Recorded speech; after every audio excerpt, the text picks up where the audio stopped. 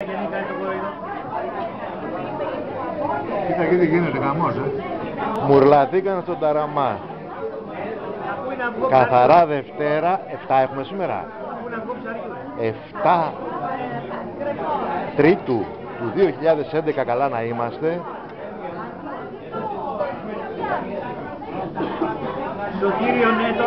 Το Σωτήριο Νέτος.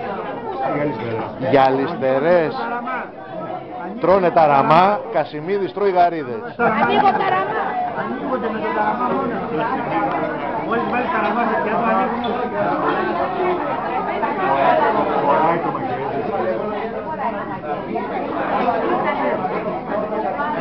Το μαγαζί της Στόλης λέει ότι κλείνει.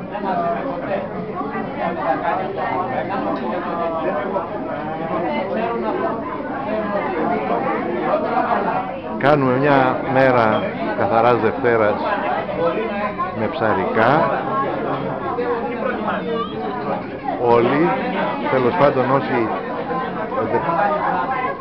η Εμιλία ρουφάει μια γαρίδα. Όχι, όχι.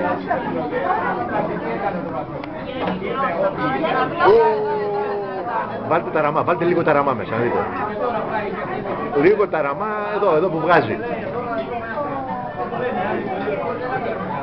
Κοίτα, κοίτα, κοίτα.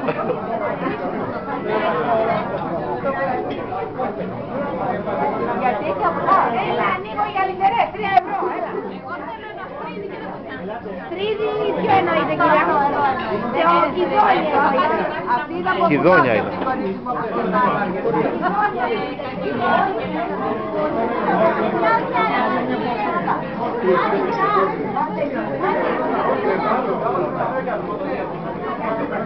Ας πάρω και το βάβι που τραβά.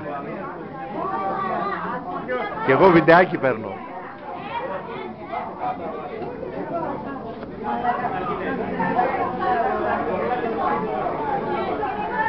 Άρε, τέλος το βίντεο, από εδώ και πέρα φωτογραφίες.